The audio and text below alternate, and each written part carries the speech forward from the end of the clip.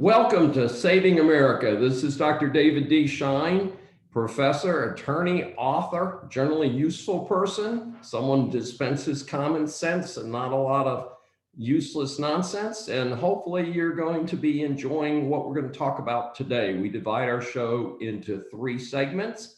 First one is in the news, and we're going to talk about more Biden foul-ups. Gee, that'll be a surprise.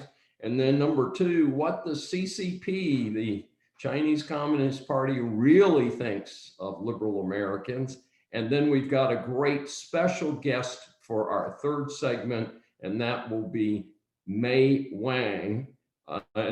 She is an Asian businesswoman. She's Mark Kamen and Associates, and a very talented individual. And we're going to get her input on her business and also her experience as a first-generation Asian American. You say A, and that's your final answer? So let's get right down to it. Let's take a look at what's in the news for this week. And the Biden administration is set to spend $86.9 million to house family units who have unlawfully crossed the U.S. border. Now, what's wrong with this picture in light of the 550,000 Americans reported by the US government who are homeless? Wouldn't it make more sense to spend that money on people who are already here, perhaps some of whom have already paid taxes and have need a little help to get back on their feet? Yeah, pretty strange deal there, as our national debt is pushing up against $30 trillion. To put that in perspective, our gross national product in each year presently is only 21 trillion.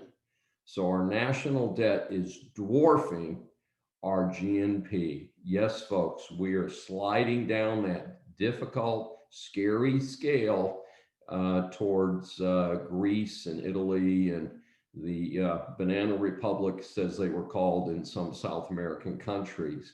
And it's a very disturbing and disconcerting situation. And that, of course, does not include yet the proposed $3 trillion pig farm bill on top of the new $2 trillion pig farm bill, as I call it, the alleged stimulus, which is very unlikely to stimulate anything, since I haven't met a Democrat who knew how to actually increase business in America, which would be the whole idea of a stimulus, is to get things going again. But they have a fundamental misunderstanding of that. So we're dealing with some strange wokeness in America.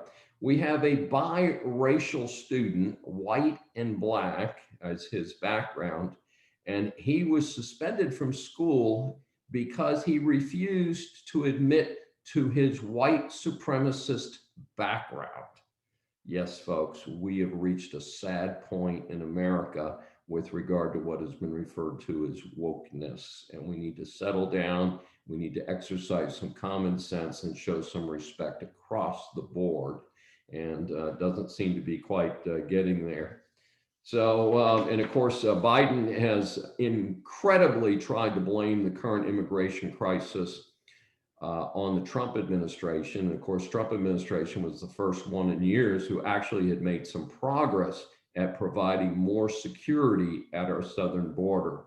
And we need to do something about that and get things together. You are the weakest link. Goodbye.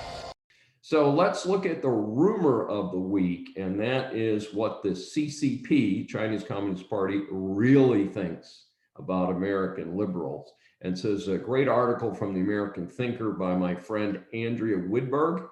And she says the Chinese know very well with whom they're dealing. So the term that the Chinese use for folks like Biden and even Kamala Harris, who's not white, as far as we know, is that they use the term Baizuos, which roughly means white liberal.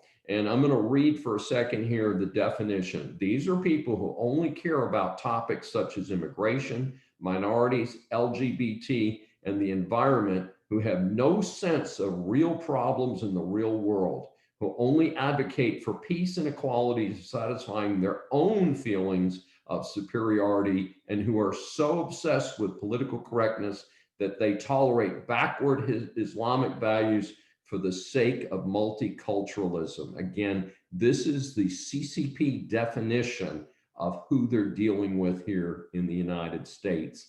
And it tells you an awful lot about the situation. Yes, we are not negotiating with these folks in any sense of efficacy, because we're not playing on the same playing field that they are. They have no respect for Secretary Blinken and the others, and that was well illustrated at the mess up in Alaska, where basically we were embarrassed on our home turf. Alaska, yes, folks, is part of the United States.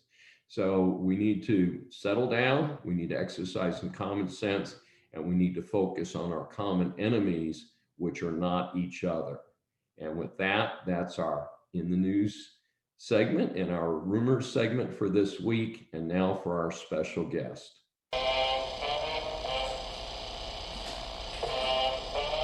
Just the facts, ma'am. Welcome to our third segment today of Saving America. This is our segment that's called Just the Facts. And of course, many of us are concerned about issues involving the Asian American community. And we have just a terrific guest.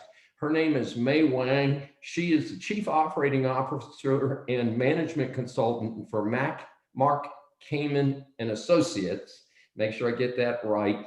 And she comes to the United States from Taipei, Taiwan, where she got her bachelor's degree, and came to the University of Texas at Austin to get her master's degree. And then she moved to Houston in 2000. And she's going to tell us a little bit more about her background, but I wanted to dig in right away and welcome her to Saving America. Thank you, Dr. Schein. Thank you for having me. Hello, everyone. It's just terrific. So tell us a little bit about the transition for you. You go to the University of Texas at Austin in the mid-90s. Was that your first time coming to the United States? Yes, it's the first time coming to US, landing in Austin. So Austin is like my home. Yeah. And it's the first time leaving home as well. So I've been living at home with my parents until 94, 95, came to the United States. Well, boy, that's some adjustment. Now, after you got your master's degree, how did you make the transition to staying in the United States? Did you do the OPT or something like that? Yes. So my study is in adult education and human resource development leadership. So right after I got out of my 2-year study, I want to do the practical training, and my professor at the time, my advisor, had a consulting company. So I did my training there with him and just really love the conversation that we can make a difference with people at work, continue their training and education. So I want to continue to study here and therefore eventually stayed. That's a great story. Tell us, as you know, there was a huge focus last week and this week on issues regarding Asian Americans and discrimination. And unfortunately, there has been a surge in discrimination issues regarding Asian Americans. I wanted to kind of track your history. So how did you feel at the University of Texas as an Asian coming to the United States for the first time? How did that impact you?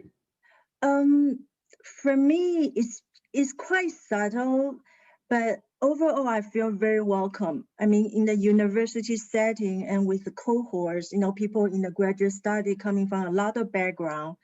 So I feel like the school does a lot of great work to prepare us on the culture in America.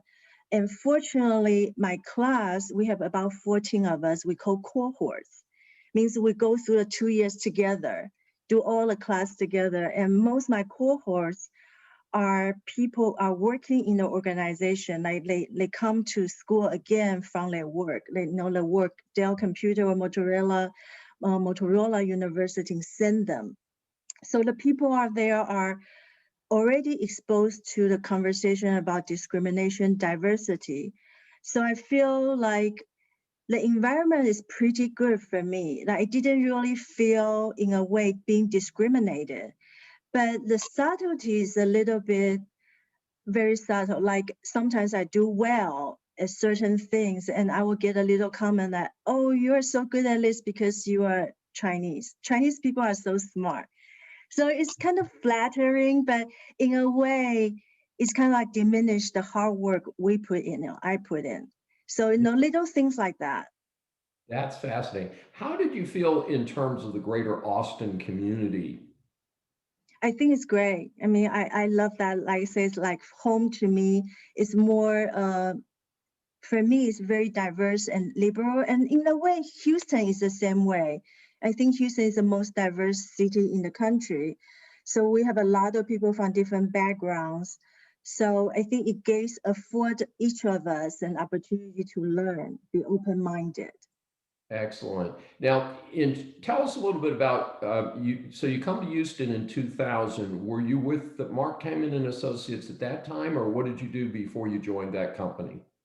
I worked for an education company called Landmark Education for 1 year. And then after that, I transited to Mark Kamen Associates. So Landmark Education is a personal development company, and I'm really interested in business because I believe business institutions make a difference in a larger scales. So I was lucky to meet my boss, Mark Kamen, and start working there since then, almost 20 years. That's fantastic. And tell us what kind of services that Mark Kamen and Associates provide, and then specifically what you do personally. We specialized in training development, but our specialty is really creating working environment, creating a conversational culture where integrity and authentic communication is the cornerstone.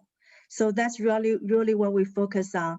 And how I go about that really is from the very basic, that each one of us at work or inside of a team, we get clear what is my job, what's my accountability, what I promise to do, and from there create a structure where I do what I say consistently. It really creates a culture of trust. So, from time management skills to where you put our word, our email system, those things to really get streamlined. So when I say I'm going to do something, I have a support structure to deliver what I say. So each one of us can do that. It really shifting the conversation in the company about, from, oh, I don't know what we're doing to, well, I can say, here's what we're going to deliver. And that really produce productivity, performance is really a high level of leading what's next. That sounds great. Mei Wang, thank you so much for joining us today on Saving America. We very much appreciate it. And to our audience, thank you very much for joining us for this week's episode of Saving America, where we examine business and politic issues. And join us again. Thank you. Thank you.